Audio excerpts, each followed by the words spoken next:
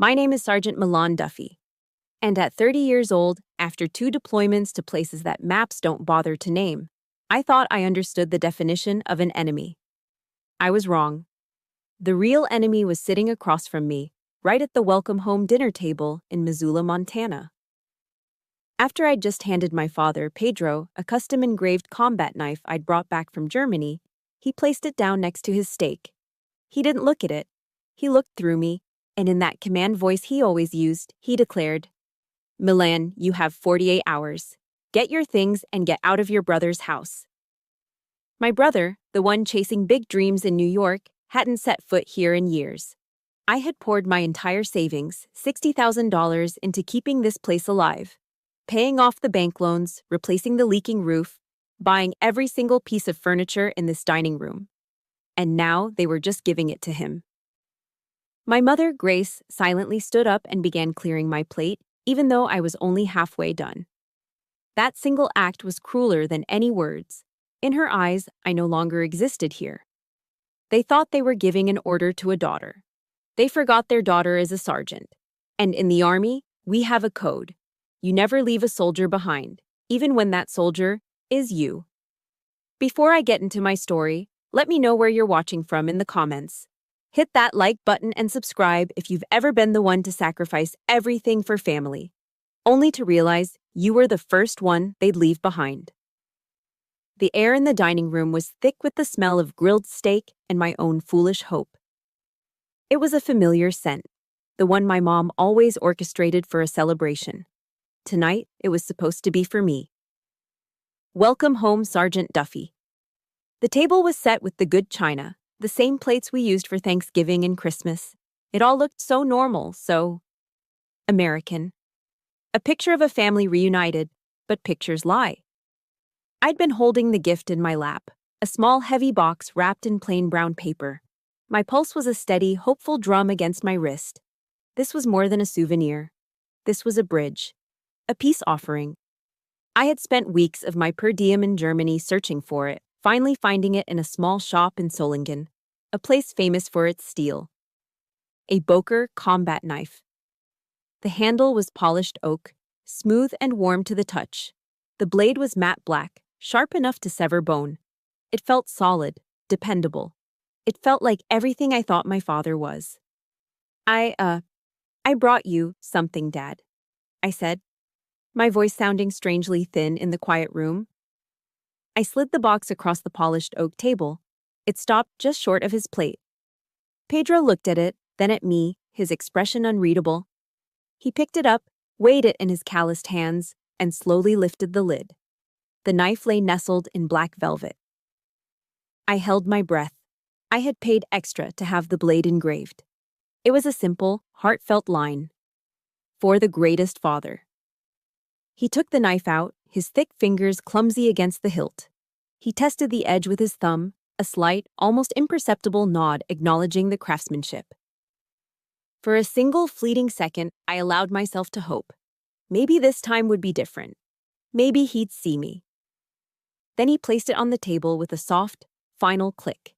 It wasn't a sound of reverence, it was the sound of dismissal, the way you'd set down a piece of junk mail. He nudged it with his pinky finger, pushing it next to the salt shaker, as if it were a useless paperweight. He didn't say thank you. He didn't even look at the engraving. He just grunted, his eyes fixed on some point over my shoulder. "What's this for?" The question wasn't one of curiosity. It was an accusation. "What is the purpose of this gesture? What do you want from me?" The hope in my chest deflated, leaving a cold, hollow ache. The first cut. It was always the quietest one that hurt the most. I swallowed, the bite of steak in my mouth suddenly turning to ash. It's just a gift, Dad." He ignored me, turning his attention back to his food. The silence that followed was a living thing. It filled the space between us, suffocating. I could hear the scrape of his fork against his plate, the steady tick of the grandfather clock in the hall, the frantic beat of my own heart. My mother, Grace, said nothing. She just kept her eyes on her own plate, a willing accomplice to the silence.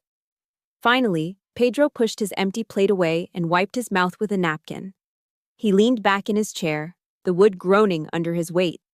He looked at me then, truly, looked at me, and his eyes were as cold and hard as river stones. This was it, the briefing, the part where the mission objective is laid out, clear and brutal. Milan, he began, his voice the low growl of a man used to being obeyed. You have 48 hours. Get your things and get out of your brother's house. The words didn't register at first. They were just sounds, disconnected from meaning. 48 hours, brother's house. My brain, trained to process commands under fire, tried to make sense of the sequence. It was a tactical order delivered in a domestic setting, an eviction. Why? The word escaped my lips, barely a whisper. It was a stupid question. In the army, you don't ask why. You execute the command. But this wasn't the army. This was my home, or so I thought. Pedro scoffed, a nasty, dismissive sound. Colt's the son. He needs to get established, set down roots. You're a soldier. Here one day, gone the next. You don't need a home. The logic was so twisted, so profoundly cruel, it almost made me laugh. He wasn't just taking away the house I'd paid for. He was stripping me of my role, my gender, my very identity outside of a uniform. I wasn't his daughter anymore. I was a transient, a wanderer with no claim to the land I stood on. As I sat there, stunned into silence, a movement caught my eye. It was my mother. Grace rose from her chair with a quiet, practiced grace. She didn't look at me. She didn't look at my father. Her eyes were fixed on my plate. She walked around the table, and with a steady hand, she picked up my dinner. The steak still bleeding pink, the mashed potatoes barely touched. She didn't say a word. She didn't have to. Her actions screamed what her voice was too cowardly to say. Your meal is over. You are no longer welcome at this table. You are done here. It was the most passive, most devastating act of cruelty I had ever witnessed. A symbolic erasure. That's when the training kicked in. The shock receded, replaced by a cold, clear calm. The emotional response was compartmentalized, locked away for later. I was no longer a daughter. I was Sergeant Duffy, assessing a hostile situation. I stood up, my chair making no sound on the thick rug. I didn't cry. I didn't scream. My gaze moved with methodical precision. First, to the knife on the table, the rejected peace offering. Then to the empty chair where my brother, Colt, should have been, the ghost whose entitlement had just rendered me homeless. Finally, to the blank, unfeeling eyes of my parents, the enemy command. I gave a single, sharp nod, the kind I'd give a superior officer. Roger, I said. My voice was level, devoid of emotion. It was the tone of a soldier acknowledging a direct order. They thought it was submission. They saw a daughter obeying. They were wrong. In my head, a different voice, my own voice, was speaking. Mission accepted. Objective. Reclaim everything. I turned to leave the room, and my eyes fell to my own hands. I looked at my palms, the faint calluses still there from the last time I was on leave, the time I'd spent retiling the bathroom floor. I remembered the feel of the hammer in my grip as I repaired the fence, the sting of cold Montana air on my knuckles as I fixed the shingles on the roof. These were the hands of a builder, a maintainer, a protector. Slowly, deliberately, I felt my fingers curl inward. I watched my knuckles turn white. I felt the pressure build until my hands, the ones that had served and sustained this house, were two tight, shaking fists. The mission had changed. The builder was now a demolition expert, and my first target was their world. Back in my room, or what used to be my room, the silence was different. It wasn't the heavy, oppressive silence of the dinner table. This was a hollow silence, an echo chamber for the ghosts of my own loyalty. My father's words, "You don't need a home," bounced off the bare walls. It was then that the first memory hit me, not as a gentle wave, but as a full-force sandstorm, gritty and blinding. The memory tasted of dust and fear. I was at Forward Operating Base Shank, in Afghanistan's Logar province. The air was a constant haze of kicked-up dirt, so fine it got into your teeth. The call from my mother had come in on the expensive sat phone, the one that cost $7 a minute. Her voice was frantic, a high-pitched whine of panic that could cut through the static of 10,000 miles. The bank called again, Milan. They said they're going to start foreclosure proceedings. I could picture her perfectly, standing in the kitchen, twisting a dish towel in her hands. Mom, breathe. I told you I'd handle it. But they need the money now. Pedro, he lost his pension money again. The horses, Milan, he just won't stop. Before I could answer, the world outside my small plywood office erupted in a series of ear-splitting shrieks. Whoop! Whoop! Whoop! The rocket attack siren. The disembodied voice over the camp's loudspeakers was unnervingly calm. Incoming! Incoming! Incoming! Instinct took over. My body tensed, my training screaming at me to drop everything and run for the nearest concrete bunker. Through the phone, I could hear shouting on my end. Duffy, let's go, move. It was Sergeant Miller, my team leader. Mom, I have to go, I yelled over the siren's wail. No, wait, she shrieked, her panic drowning out the sirens in my ear. You don't understand, we'll lose the house. Her desperation was a physical weight, pinning me to the spot.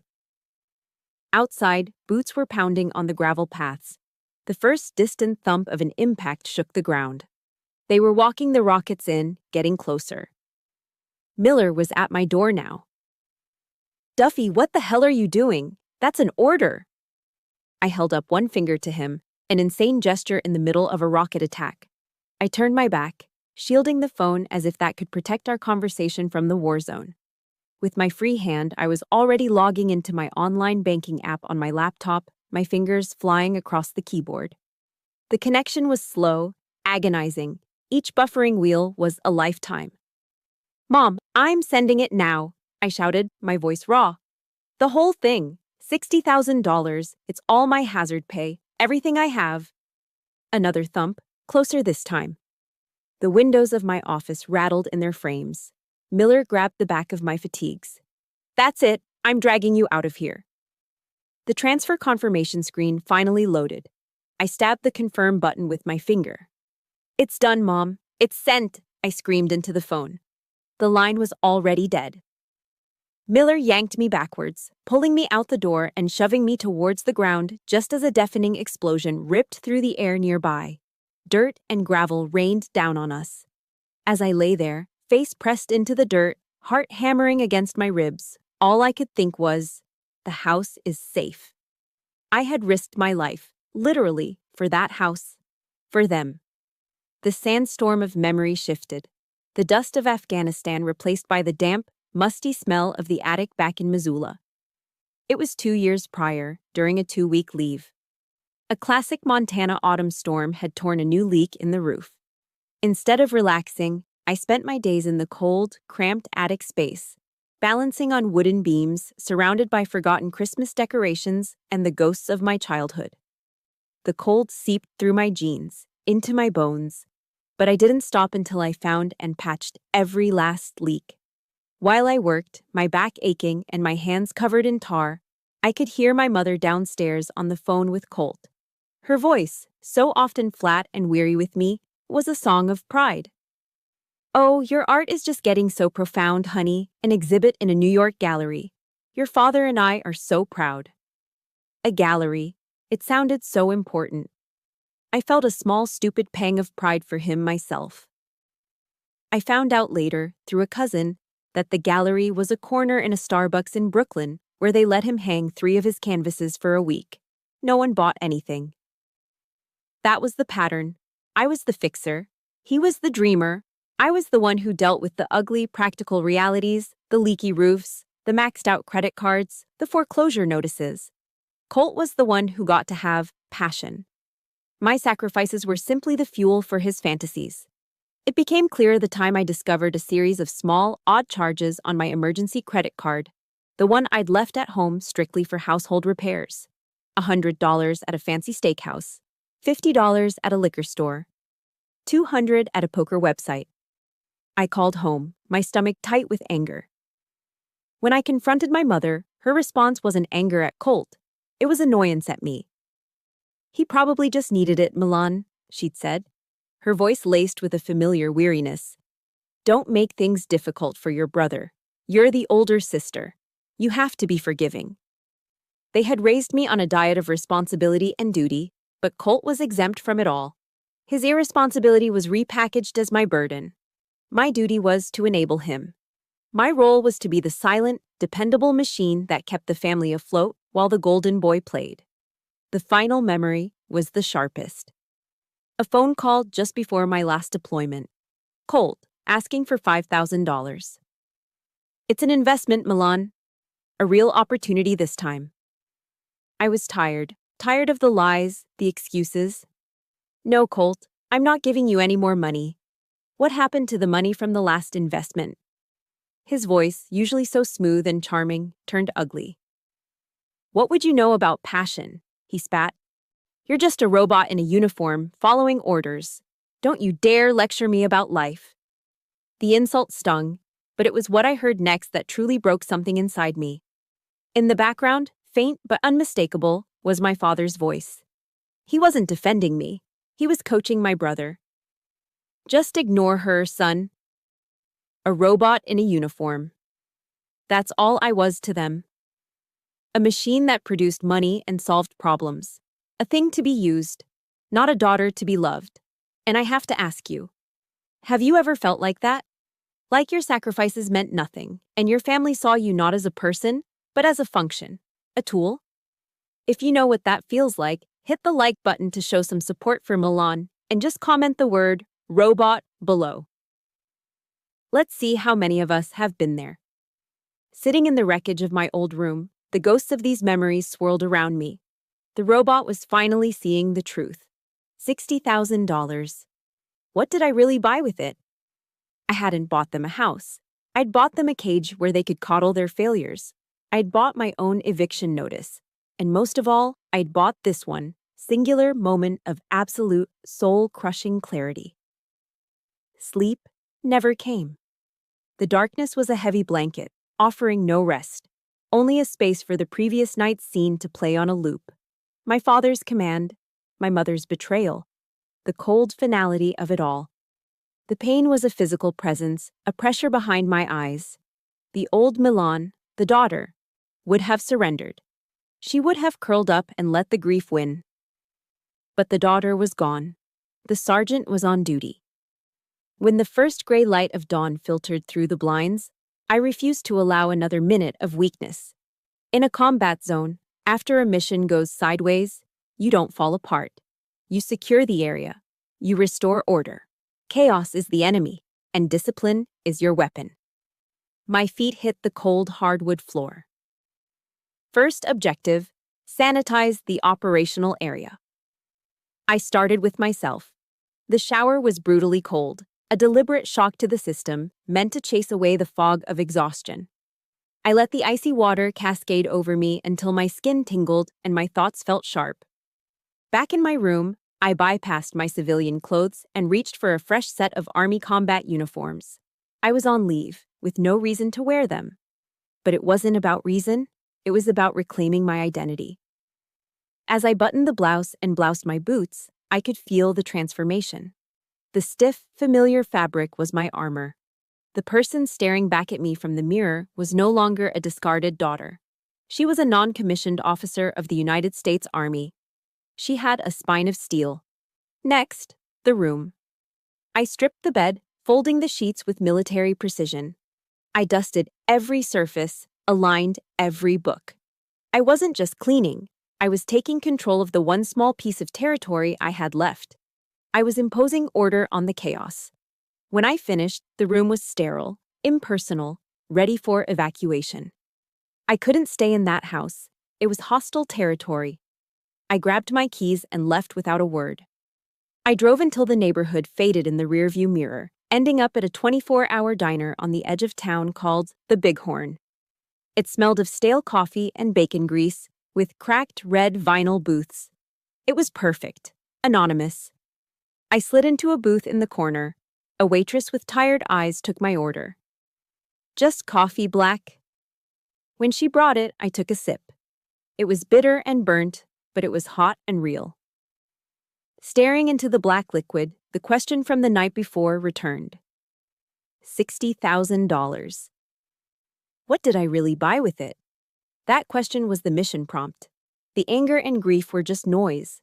To win, I needed to silence the noise and focus on the objective. I needed a plan. I pulled a flimsy napkin from the metal dispenser and uncapped a pen. This would be my sand table. At the top, I wrote in clean block letters, Operation Reclamation. Turning a personal catastrophe into a military campaign had a clarifying effect. It stripped the emotion away, leaving only strategy. I laid out my objectives. Primary objective, secure justice and recover assets. Secondary objective, expose the truth. Simple, measurable, achievable. Then I broke it down into phases, the same way I would plan a route clearance mission. Phase 1, Intel Recon, gather intelligence.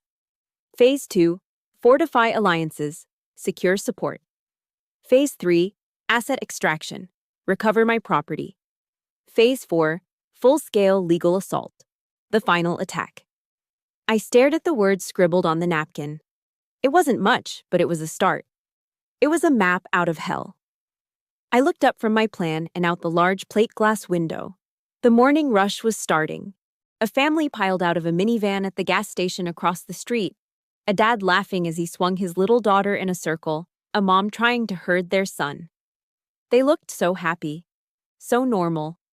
In that moment, the weight of my isolation crashed down on me with the force of a physical blow. A wave of profound loneliness washed over me, so intense it made my chest ache. I was completely, utterly alone. No one was coming to save me. My own command structure had designated me as expendable. The coffee cup trembled in my hand. I felt the hot sting of tears behind my eyes, the first I'd allowed myself to feel.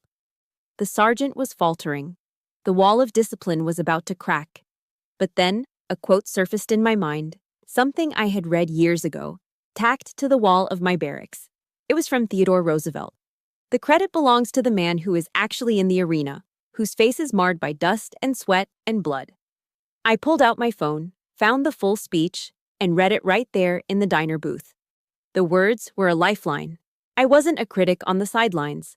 I wasn't a victim to be pitied. I was in the arena. My face was marred by the dust of their betrayal, the sweat of my labor, and the blood of my emotional wounds. And the credit, the victory, belonged to the one who was willing to fight. I wasn't a victim. I was a combatant. I took a deep, steadying breath. The tears receded. The resolve hardened. It was time to fight. My plan on the napkin was the strategy. Roosevelt's words were the fuel. Phase 1, Intel Recon. The first step in any operation is to know your enemy's position. I needed to see the battlefield clearly. Calling a lawyer was an attack. That would come later. This was reconnaissance. It required subtlety. My mind cycled through contacts, stopping on one name, Finn Walsh. We'd gone to high school together here in Missoula. Not a close friend, but I knew he was smart, and more importantly, I knew where he worked. He was a loan manager at First Montana Bank, the same bank that held the mortgage on the house. I pulled up his number and pressed call, my heart a steady drum. He answered on the third ring. Walsh. Finn, it's Milan Duffy. There was a pause, then recognition. Duffy. Wow, long time. Heard you were back in town. How's it going? I cut through the pleasantries. Time was a resource I couldn't afford to waste. I'm good. Listen, Finn, I'm calling because I need a favor. A big one, and it needs to be completely off the record. The line was quiet. Okay, he said, his tone shifting from friendly to cautious. I'm listening. I suspect there's been some unusual activity on my credit profile, specifically related to my home address, I said, my voice calm and professional. I need to know if any new lines of credit or loans have been taken out in my name against that property in the last year. Can you run a discreet check for me? I didn't whine or tell him my sob story. I presented it as a security concern, a potential breach. It was a language he, as a banker, would understand. This was my first probe into enemy lines, a single scout sent to map the minefield. I had no idea what I would find, but I knew one thing for certain. The battle had begun. The hours after my call to Finn were the longest of my life. I left the diner and drove to a small, cheap motel off the highway, a clean, anonymous room with a lumpy bed and a television bolted to the wall. I couldn't go back to the house. It was compromised territory. I sat on the edge of the bed, my phone face up on the scratchy floral bedspread, and waited. Every car that passed on the interstate outside sounded like it was pulling into the parking lot. Every distant phone ring felt like it was mine. In the military, waiting is part of the job. You wait for orders, you wait for transport, you wait for the enemy to make a move. You learn to manage the tension, to keep your mind occupied with weapon maintenance or gear checks. But this was different. There were no drills to run, no rifle to clean. There was only the gnawing uncertainty and the cold, hard knot in my stomach. I was waiting for a single piece of intelligence that would either confirm my worst fears or tell me I was losing my mind. When my phone finally buzzed against the bedspread, the name Finn Walsh lighting up the screen, my heart leaped into my throat. I took a steadying breath before answering, forcing my voice to be level. Duffy. Milan. Finn's voice was low, tight with a tension that hadn't been there before. You need to sit down for this. I was already sitting. I'm sitting, Finn. What did you find? He hesitated, and I could hear the faint sound of him taking a deep breath. Okay, so, this is highly irregular, and if anyone asks, this conversation never happened. But I remember when you enlisted, the whole town was proud. My dad cut your picture out of the Mausoleum and put it on the fridge. You're one of ours, Milan. I couldn't just let this go. His words were a small, unexpected warmth in the cold room, but they also confirmed that whatever he'd found was bad. Thank you, Finn. Just tell me. 6 months ago, he began, his voice dropping even lower. A second mortgage was taken out on your parents' property. The loan amount was for $60,000. The knot in my stomach turned to ice. A second mortgage? Yes. With you, Sergeant Milan Duffy, listed as the primary borrower. The air left my lungs in a silent rush. I felt the blood drain from my face. It was one thing to have your money stolen. It was another thing entirely to have your name, your identity, your very essence, stolen and forged. Finn, how is that possible? I was in Germany. They had your documents, Milan, he said, and I could hear the anger in his voice now. A copy of your military ID, your social security number, everything. And they had your signature on the loan application. It's all here in the file. I stared at the peeling paint on the motel room wall. They hadn't just taken my deployment money. They had used my spotless credit score, a score built on years of discipline and fiscal responsibility, to commit fraud. They had weaponized my honor. The trust the system extends to a soldier on active duty. They had twisted it into a tool for their own greed. Thank you, Finn, I managed to say, my voice a hollow whisper. You have no idea what this means. Be careful, Milan, he said before hanging up. This is a deep hole. He was right, but I was a combat engineer. Deep holes were my specialty. The moment the call ended, my training kicked in. The shock was a wave, but I didn't let it drown me. I rode it, letting it sharpen my focus. I immediately dialed my next contact. The phone rang twice before she picked up. Riley. Jess Riley's voice was as sharp and precise as she was. We'd served together before she left the army to become a lawyer. She'd been a military intelligence officer, and she still thought like one. Jess, it's Milan. I'm sending you an email. I need your eyes on it, now. What's the situation? She asked, no pleasantries. Potential identity theft, bank fraud, federal level. Sending now, I said, forwarding the informal summary Finn had texted me. I heard the click of her keyboard. The silence on the line stretched for a full minute. I knew she was analyzing it, dissecting the information, gaming out the scenarios.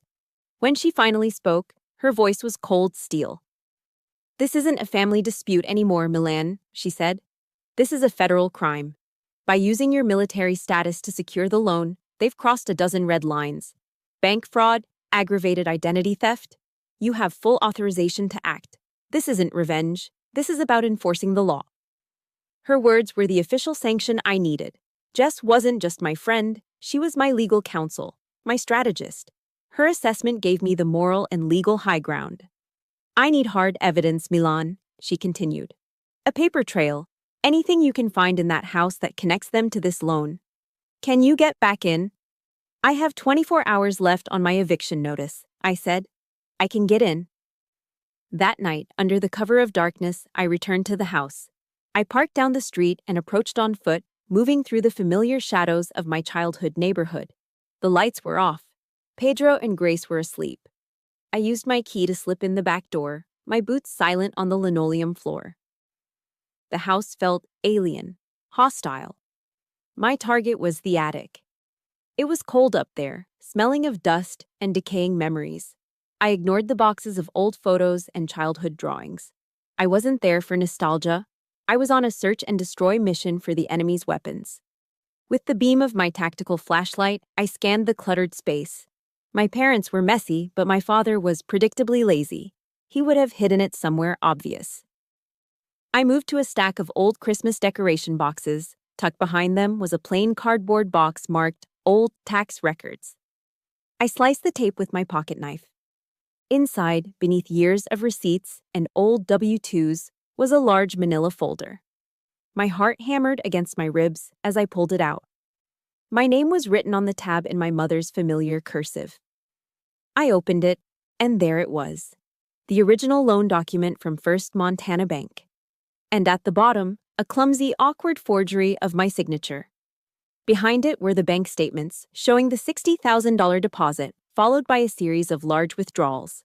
And tucked in the very back were the delinquency notices from the bank. They hadn't even bothered to make the payments on the loan they'd stolen in my name. The full picture snapped into focus, cold and brutal and clear. Colt, the failed artist, had come home, broke and defeated. Pedro's gambling debts were likely piling up. They needed a bailout, and I was it. They had conspired to use my identity to drain the equity from the house and then issued me an eviction order to get me, the sole obstacle and rightful heir to that money, out of the way so Colt could have it all. A rage, colder and harder than anything I'd ever felt on the battlefield, settled deep in my bones. They weren't just a dysfunctional, ungrateful family anymore. They were a criminal enterprise. And I was going to dismantle it. The evidence was in hand. Now it was time to call for backup. The next morning, I returned to the house one last time. The 48-hour deadline was a ticking clock in the back of my mind, and I had to move. The air inside was stale with betrayal.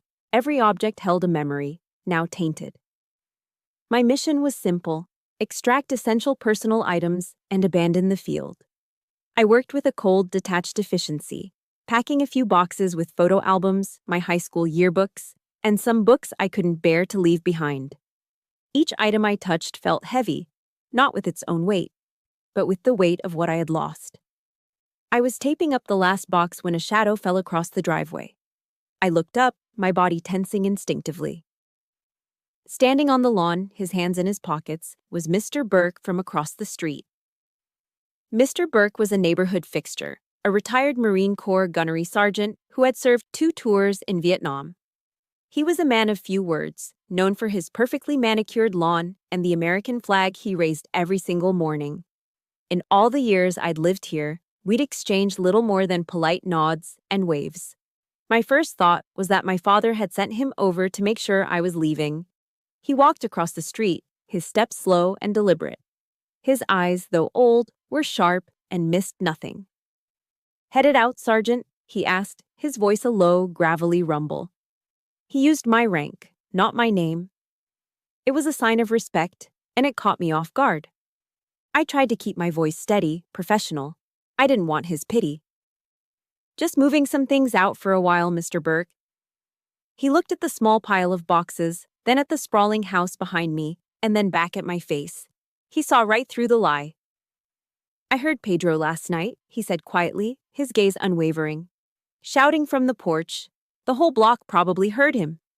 He shook his head slowly, a look of profound disappointment on his face. It's a damn shame. His simple, honest words breached my defenses in a way no sympathy could have. He wasn't pitying me. He was angry for me. He saw the injustice. We've watched you grow up, Milan, he continued, his voice softening slightly. We saw you out here, year after year. I saw you on that roof in the fall, patching the shingles before the first snow. I saw you mowing this lawn every summer while your brother was off chasing God knows what in New York. We all saw you shoveling this driveway after every blizzard, making sure your folks could get their car out. He took a step closer, his eyes locking onto mine. We know who really took care of this house, Milan.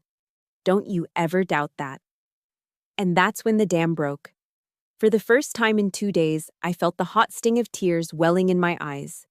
They weren't the tears of a victim, but the tears of a soldier who had been holding a defensive line, alone, for far too long, only to finally see reinforcements arrive.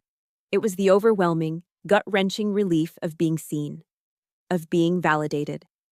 I quickly wiped a tear away with the back of my hand, embarrassed by the show of emotion. As if on cue, another figure emerged. Mrs. Jensen from next door, a sweet woman who always had a smile and a wave, was walking toward us, holding a plate covered in aluminum foil. I saw you out here and thought you could use this, she said, her voice warm and kind. She peeled back the foil to reveal a pile of still warm, gooey chocolate chip cookies.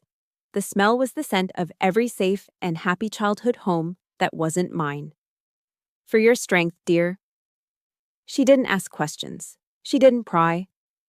She just set the plate down on one of the boxes and wrapped her arms around me in a firm, motherly hug.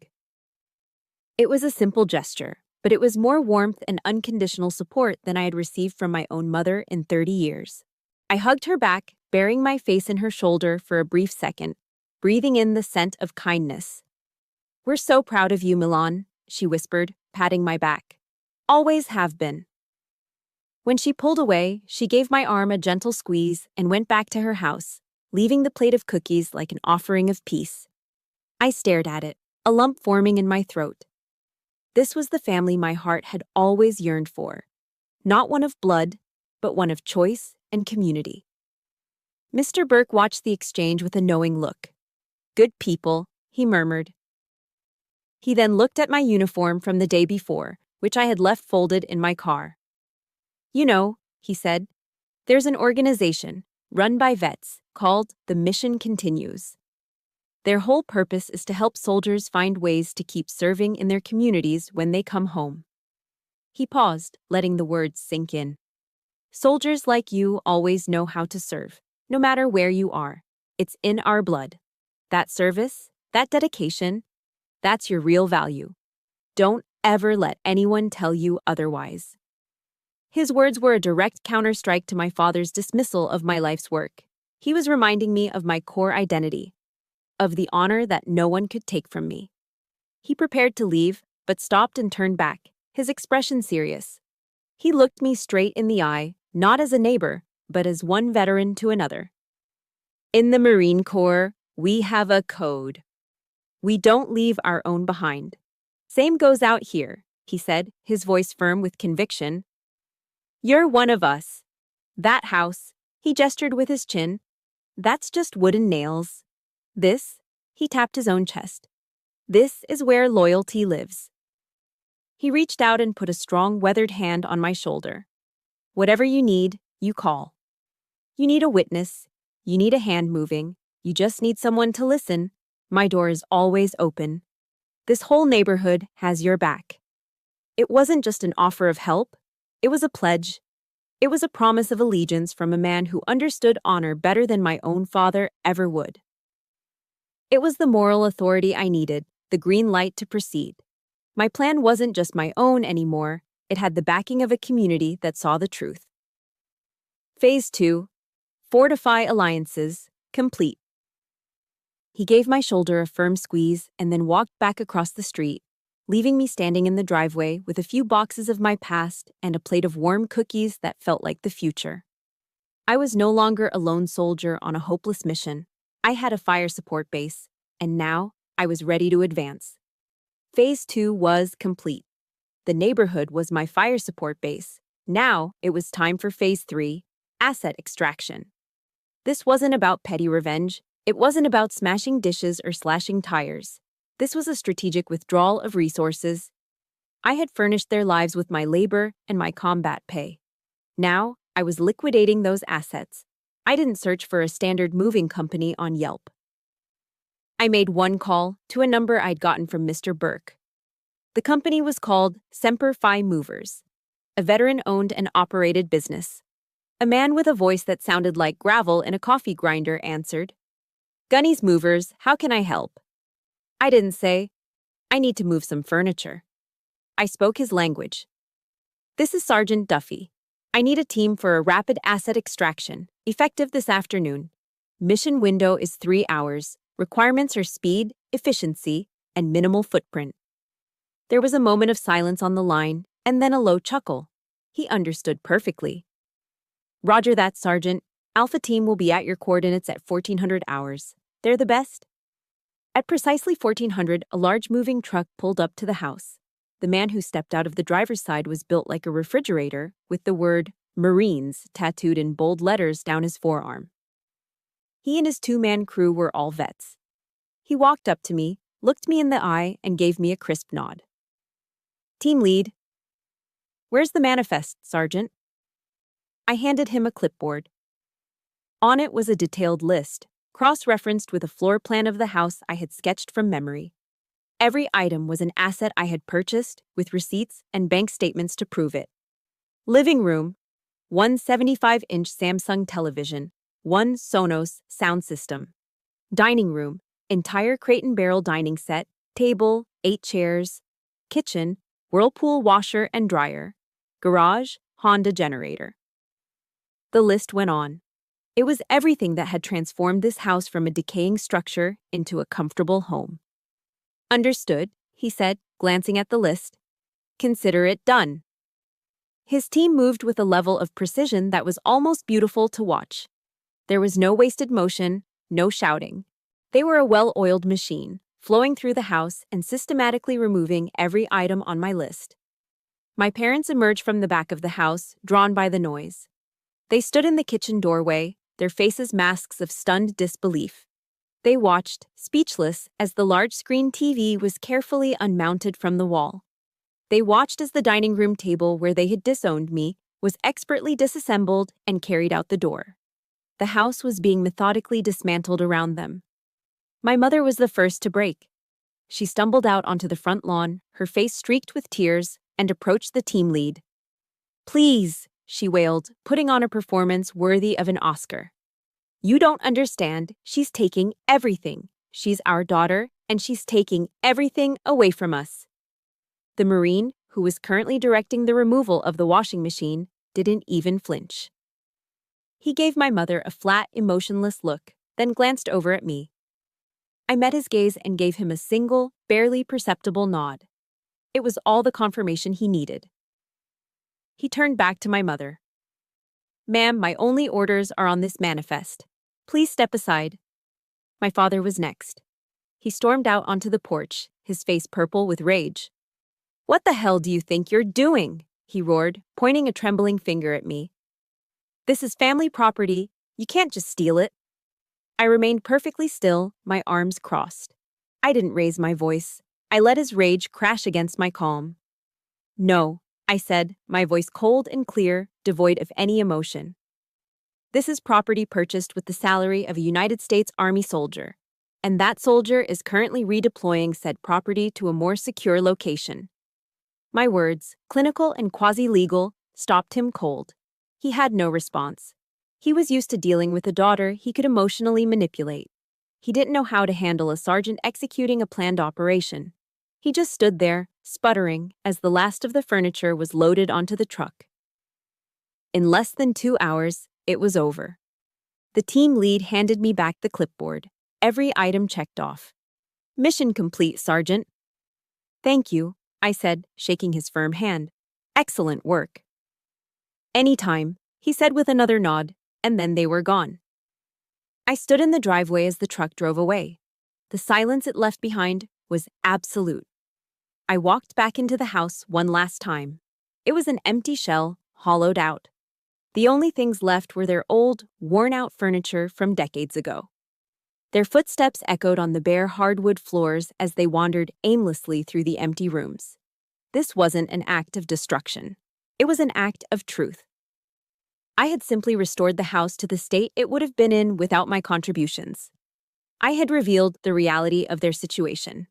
The house was now worth exactly what they had invested in it. Nothing. The fight wasn't over, not by a long shot. This was just one phase, one battle in a larger war. But it was a victory. It was the first time I had taken back control. The first time I'd shown them that their actions have consequences. If you've ever had to take back your own power, even when it was the hardest thing to do, hit that like button and show your support. And I want you to comment with a single word that describes how this moment feels.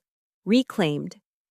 I walked out the front door and sat down on the top step of the porch, the cool concrete a comfort against the turmoil inside me. The sun was beginning to set, casting long shadows across the empty street. I wasn't leaving, not yet. Phase 3 was complete. But I knew the enemy's prize asset, their golden child, was still en route. I knew Colt was on his way, and I would be waiting. I waited on that porch as the Montana sky bled from orange to a deep, bruised purple. The air grew cold, but I didn't move. I was a sniper in a hide, perfectly still, my senses dialed to maximum. I was waiting for the target to enter my field of fire.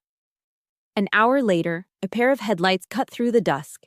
A shiny black Ford Mustang, a rental, of course, far too flashy for this neighborhood, pulled into the driveway with a self-important crunch of gravel.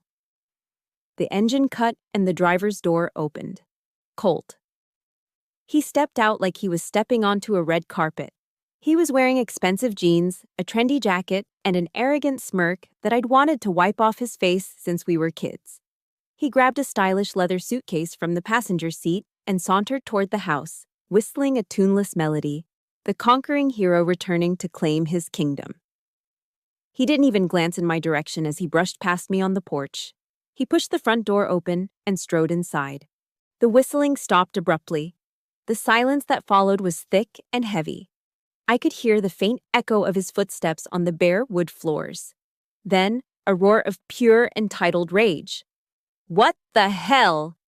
His voice bounced off the empty walls. "Milan! You bitch! What did you do?" I stood up slowly and walked inside, closing the door behind me. I found him standing in the middle of the cavernous living room, spinning in a slow circle, his face a mask of fury and confusion.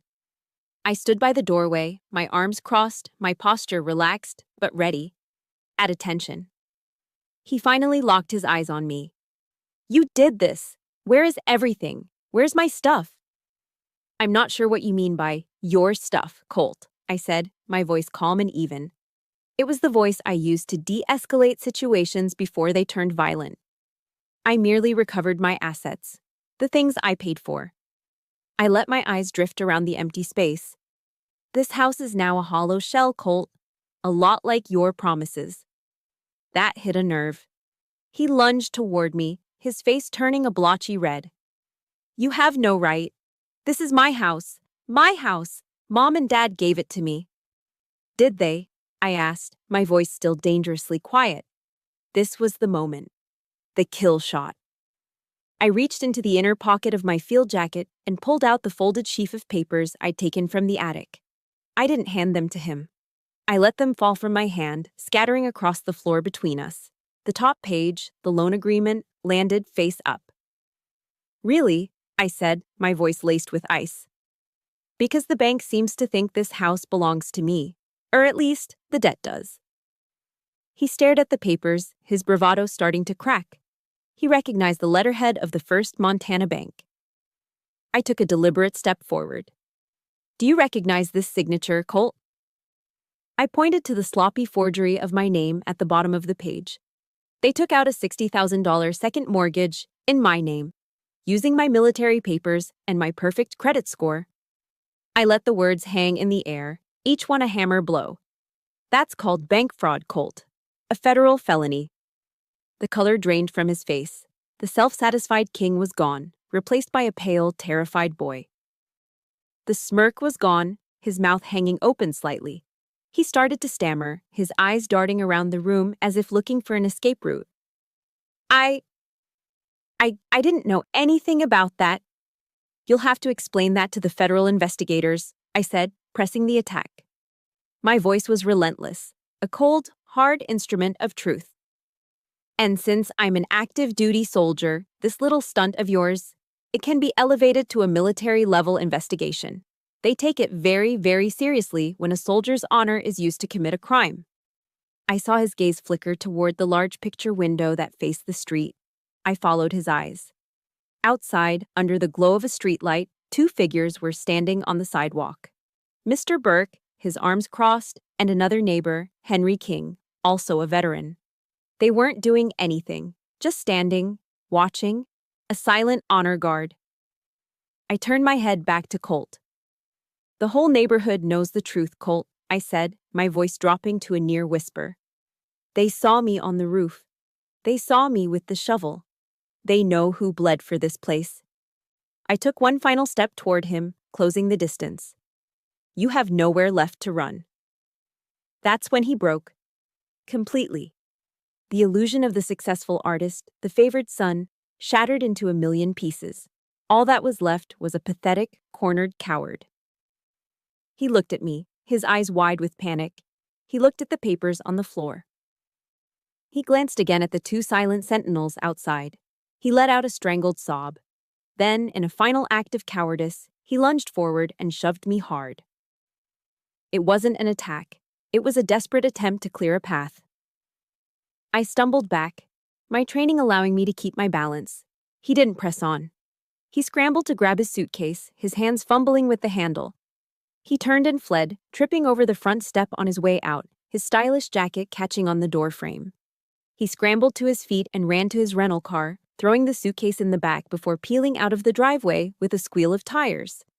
I didn't watch him go. He was no longer the objective. I stood there for a moment in the echoing silence of the empty house, the scattered papers on the floor, the only evidence of the battle. Then I calmly reached into my pocket and pulled out my phone. I scrolled to a single contact and pressed call. It rang twice. Jess Riley. Jess, I said, my voice steady and clear. It's Milan. I walked over to the window and looked out at Mr. Burke and Henry King. They both gave me a slow, solemn nod before turning and heading back to their homes. Phase 3 complete, I said into the phone, my eyes on the taillights of Colt's car disappearing down the street. Prepare for Phase 4, full-scale, legal assault. The day of the hearing arrived with the cold, clear light of a Montana morning. Phase 4, full-scale, legal assault. This was the final objective. I didn't wear a civilian suit to the Missoula County Courthouse. I made a deliberate choice. I wore my Army service uniform, the formal dress blues. The jacket was perfectly pressed, the brass on my belt buckle gleamed, and the medals on my chest, small, neat rows of color, told a story of their own. I wasn't here today as a daughter. I wasn't here as a victim. I was here as Sergeant Milan Duffy of the United States Army, whose name and honor had been compromised. I walked through the courthouse doors with my head held high, my footsteps echoing on the marble floors. I saw them on a bench across the hall. My family. They looked defeated, haggard and diminished under the fluorescent lights. My father's usual arrogance was gone, replaced by a sullen slump in his shoulders. My mother stared at a fixed point on the floor, twisting the strap of her purse. And Colt? He wouldn't look at me. He was wearing a cheap suit that didn't fit right, a boy playing dress-up for his own execution. We took our places. Me and Jess on one side, my family and their weary-looking, court-appointed lawyer on the other. I sat ramrod straight, my hands folded on the table in front of me. I felt a tremor of nervousness, a soldier's adrenaline before a mission. I silenced it by repeating a line from the soldier's creed in my head. A mantra I'd used in far more dangerous places than this. I will never accept defeat. I will never quit. Jess was magnificent. She was no longer just my friend. She was a warrior in her own element. She laid out the case with the cold, irrefutable logic of an intelligence officer briefing a general. There was no drama, just facts. She presented Exhibit A, the fraudulent second mortgage document. The signature was a clumsy, almost insulting forgery. She presented Exhibit B, years of my bank statements, showing consistent, large-sum transfers to my parents' account for the original mortgage, for utilities, for property taxes. It was a clear, undeniable pattern of support. Then she called her only witness, Mr. Burke. He walked to the stand, a fellow veteran, his posture still straight despite his age. He spoke in a clear, steady voice, telling the court how he'd watched me spend my leaves not partying, but reshingling the roof in the biting autumn wind, shoveling the driveway after blizzards, and maintaining the property while Colt was nowhere to be seen. This is not a simple family dispute, Your Honor, Jess concluded, her voice ringing with conviction. This is a calculated, systematic exploitation of an active duty soldier by her own family. They didn't just take her money, they weaponized her service. The opposing lawyer's defense was weak, pathetic. He tried to paint me as an ungrateful absentee daughter who had abandoned her aging parents. He made it sound as if my service to the country was a selfish hobby. Then he made his fatal mistake. He called my father, Pedro, to the stand. Pedro swaggered up, a flicker of his old, belligerent self returning. His lawyer asked him a series of softball questions, trying to portray him as a concerned father. But then Jess got her turn. Mr. Duffy, she began, her tone deceptively gentle. Why did you feel it was appropriate to demand your daughter, a combat engineer who had just returned from a deployment, vacate her home with 48 hours' notice? My father puffed out his chest. Colt is the son. He needed to establish himself. She's a soldier. She's used to moving around. Jess paused, letting the statement hang in the silent room. So, in your mind, her service, her sacrifice, made her less entitled to a home. And then he said it, the words that sealed their fate. He looked at Jess with pure, unadulterated arrogance and said, "It was her duty." A hush fell over the courtroom. The air crackled. Even his own lawyer winced. It wasn't an excuse, it was an indictment. He saw my sacrifice not as a gift, but as an obligation he was entitled to exploit. The judge, a stern-faced woman with sharp, intelligent eyes, had been listening intently. Now she leaned forward, her gaze fixed on my father. For the first time, I saw a flicker of emotion on her face, a deep, profound anger. She let the silence stretch for a long moment before she spoke, her voice low and cutting. She addressed my family, but her words felt like they were for me. The sacrifice of a soldier is not a bank account for you to make withdrawals from at your convenience, she said, each word landing like a gavel strike. Her honor is not a commodity for you to leverage when you mismanage your own lives. Her duty is to her country, not to funding your irresponsibility. She looked down at her notes, then back up at them. The end had come. The judgment of this court is as follows, she announced.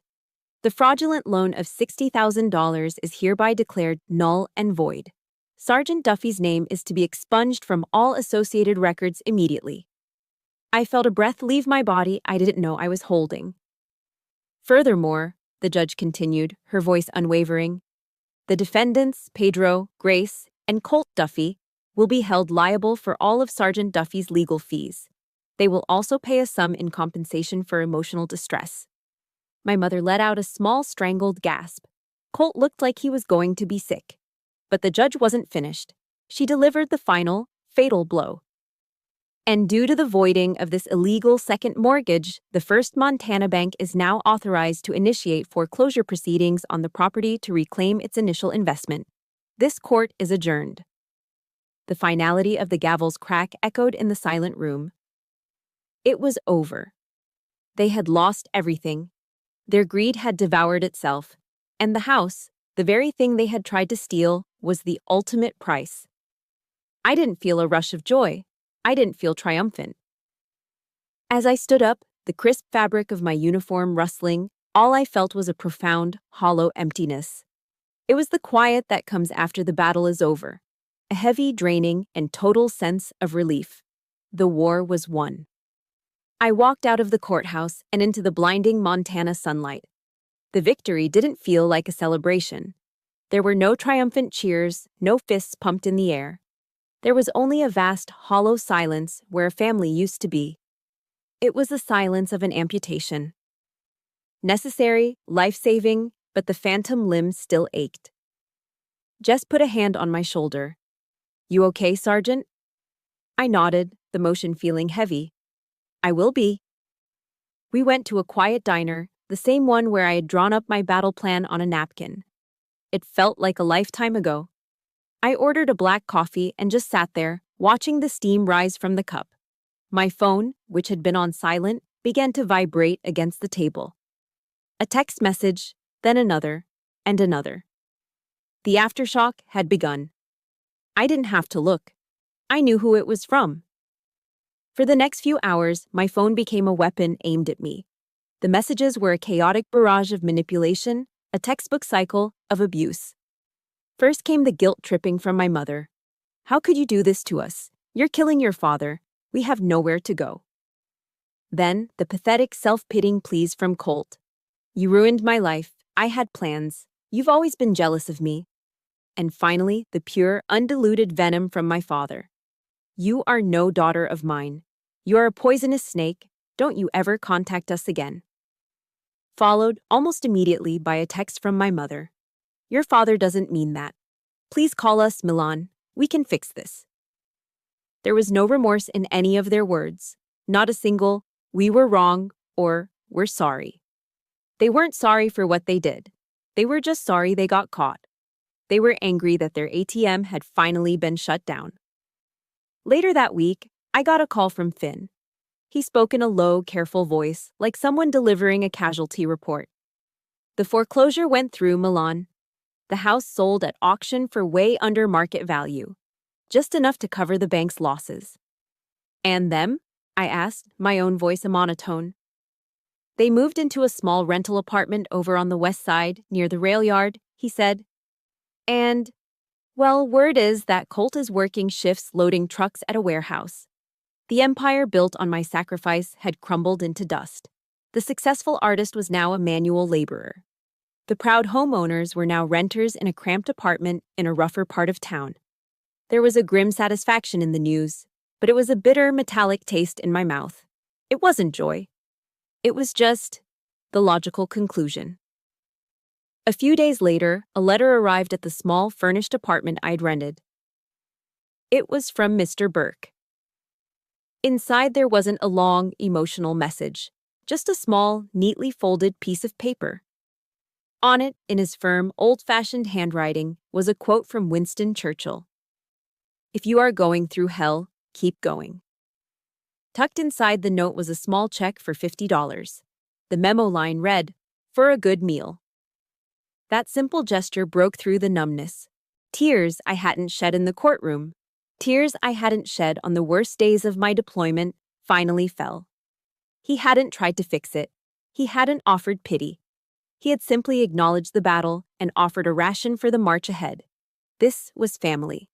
This was honor. That night, my phone rang. The caller ID was Mom. I let it ring for a long time, the sound shrill in the quiet of my apartment. Finally, I took a deep breath, the way you do before stepping into the cold, and answered. "Milan!" Her voice was thick with tears, but they were tears of self-pity, not repentance. "Milan, please. We're family." Those two words, "we're family," had been the cage I'd lived in my entire life. They were the justification for every sacrifice, every injustice, every time I was told to be the bigger person. I stood up and walked to the window, looking out at the lights of Missoula. I felt a strange calm settle over me. "No, Grace," I said, and hearing my own voice say her first name was a shock. It was the voice of an equal, not a daughter. A family doesn't do what you did. A family is a fire you gather around for warmth, not one you're thrown into to be consumed. A family protects each other. I paused, letting the finality of my next words sink in. "You chose your side. I wish you luck." I pressed the red icon on the screen before she could reply. My new apartment was quiet. The furniture I'd fought for, my couch, my dining table, my bed, stood around me like silent, loyal soldiers. They were symbols not of a broken home, but of a battle won. I realized in that moment that my peace was worth more than any toxic blood connection. My phone buzzed again. A new text from my mother. "You will regret this for the rest of your miserable life." I didn't feel anger. I didn't feel sadness. I felt nothing at all. It was just noise from a distant, irrelevant signal. Slowly, methodically, I opened my contacts. I found my father's name, Pedro. I tapped the screen and selected Block this caller. A small pop-up asked me to confirm. I pressed Block contact. 1 down. Next, Grace. Block this caller. Block contact. 2 down. Finally, Colt. Block this caller. Block contact. 3 down. With each tap of the screen, I felt a physical weight lift from my shoulders. It wasn't an act of anger, it was an act of self-preservation. It was me, finally, securing my own perimeter. I looked around my quiet, peaceful apartment. Mission complete, I whispered to myself. 6 months passed. The snows of a Montana winter had come and gone, washing the world clean. In that time, I had established my new command post. It was a small second-floor apartment on the quiet, tree-lined south side of Missoula, a place that was entirely my own. The first thing I did when I moved in was paint the walls. I chose a warm, calming shade of gray. I spent a weekend carefully taping the edges and rolling on the color, and with every stroke, I felt like I was painting over the past, creating a clean slate. I didn't hire anyone. My own hands did the work. These walls were mine. Slowly, I began to fill the space. The furniture I had extracted, my rescued assets, found new homes. The dining table that had once been a stage for my eviction now hosted meals I chose to eat. The sofa, which had sat in a living room thick with tension, was now a place of comfort. I arranged them with the same precision I would use to set up a forward operating base. Everything had a purpose. Everything was secure. On one wall, I hung a collection of framed photos. There were no pictures of my biological family. Instead, there were images of my real one, my squad in Afghanistan, covered in dust and grinning after a successful mission. A picture of my first platoon, young and proud at graduation. Each face was a reminder of loyalty, of a bond forged in shared hardship and mutual respect. My rescued furniture and my cherished photos weren't reminders of the war I'd just fought at home. They were my medals. My apartment wasn't large, but it was my fortress, my sanctuary, a place where I was absolutely safe. The definition of family, I learned, has nothing to do with blood. It has everything to do with choice. One Saturday, Jess and Finn made the drive down from Helene to visit. They showed up at my door with 2 large pizzas from a local place called Biga Pizza and a 6-pack of craft beer from Kettle House Brewing Company. "We come bearing gifts, Sergeant," Finn said with a grin, holding up the beer like a trophy. We sat on the couch, my couch, and ate pizza straight from the box, talking and laughing for hours. They didn't ask me about my parents or Colt. They didn't treat me like a fragile victim they had to handle with care. They just treated me like Milan. We talked about their work, about the ridiculous politics at the bank, about a new hiking trail Jess had discovered. It was normal. It was easy. It was real. Looking at them, these 2 people who had stood by me without question, who had offered their help not out of obligation but out of genuine friendship, I felt a wave of gratitude so powerful it almost took my breath away. This was family. The one you choose. The one that chooses you back. A few weeks later, an official email from the Army landed in my inbox. My heart did a familiar little jump. It was a notification of promotion. I was now Staff Sergeant Duffy. Reading the words, I felt a surge of pride that was clean and uncomplicated. It was an accomplishment that was mine alone, earned through my own merit, untainted by anyone else's expectations or manipulations. But there was more. Attached to the promotion were new orders. I was being reassigned. My next duty station, Grafenwehr, Germany. My role, an instructor at the Combat Engineer School, training the next generation of young soldiers. A year ago, the thought of moving again, of being a wanderer, would have felt like a confirmation of my father's cruel words. You're a soldier, you move around, you don't need a home. But now the words had lost their power. I didn't see the orders as a sentence to a nomadic life. I saw them as an opportunity, a promotion, a chance to lead, to teach, to shape others. Germany wasn't an exile, it was a destination. That night, I thought about the compensation money that had been deposited into my bank account. It felt wrong to just spend it on myself. It felt like blood money. I knew what I had to do. The next day, I contacted the administration at my old high school in Missoula. I used a portion of the funds to establish a small perpetual scholarship. I called it the Duffy Honor Scholarship. It wasn't for the star athletes or the academic geniuses. It was for students who were choosing to go into the technical trades: welding, mechanics, engineering, the builders, the fixers, the ones who, like me, knew how to make things work. The pain they had caused me would now pave a path for someone else. It was my new legacy. This morning, I woke up before the sun. I made a fresh pot of coffee and poured it into a thick ceramic mug, the one with my unit's insignia, a castle tower with a lightning bolt stamped on the side. I walked out onto my small balcony. The air was crisp and cool. Across the valley, the sky was just beginning to turn a soft, pale blue over the jagged peaks of the Rocky Mountains. The world was quiet, still, holding its breath before the dawn. I leaned against the railing, the warmth of the mug seeping into my hands. I was no longer haunted by the ghosts of what a family was supposed to be. I was no longer carrying the weight of a name that had been used against me. I was just me. I am Staff Sergeant Milan Duffy, commander of my own life, and my future, just like the Montana sky stretching out before me, was vast, clear, and wide open. My story had an ending, but I know for many of you, your battle might just be beginning. If my journey has given you even a small piece of strength, then it was worth telling. Remember that you have the right to define your own family, to draw your own lines, and to be the commander of your own life. Thank you for listening. If you believe this story can help someone else find their own strength, please like, share, and subscribe for more stories of resilience and reclamation. You are not alone in your fight.